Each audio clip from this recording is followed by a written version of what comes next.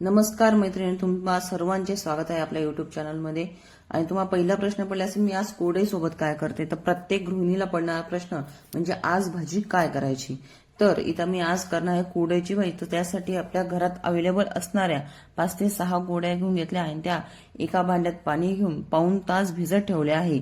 आणि त्यानंतर पाऊण तासानंतर या पद्धतीने तुम्ही बघू शकता त्या थोडंसं तोडून घ्यायच्या आहे आणि एका पाणी धुवून सुद्धा घ्यायचे आहे. नंतर कढई गरम करून त्याच्यात 2 पाय तेल टाकायचं आहे, थोडेसे हिंग टाकायचे आहे. त्याचप्रमाणे 1 चमचा त्याच्यात आपल्याला जिरं टाकायचं आहे. मध्यम आकाराचा एक कांदा बारीक चिरून घ्यायचा आहे आणि आपल्या गरम तयार केलेल्या तेलामध्ये तो कांदा चांगल्या पद्धतीने परतून घ्यायचा आहे. या पद्धतीने बघू शकता इथं मी एक कांदा घेतला आणि तो तेलात टाकला आहे. तो आता आपण चांगल्या पद्धतीने परतून घेणार आहोत.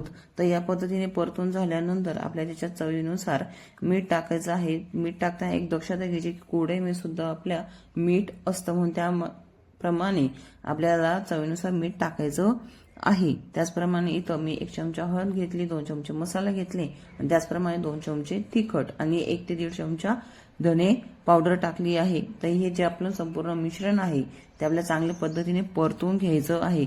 परतून झाल्यानंतर बघू शकता या पद्धतीने आपलं मिश्रण तयार झाले. मिश्रणात आपल्याला जी आपण कोडई घेतली होती ती आता फोडणीमध्ये टाकायची आहे.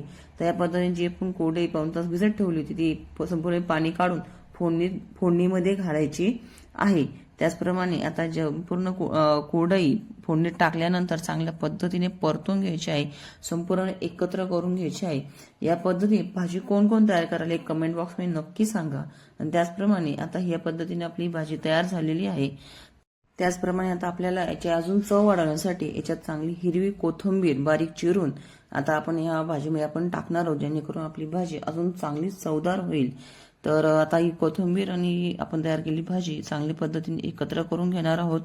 जर अशी भाजी कोडईची तुम्ही कोणी खाल्ली आहेत का आणि त्याचप्रमाणे कोण करणार आहे तर कमेंट बॉक्समध्ये नक्की सांगा.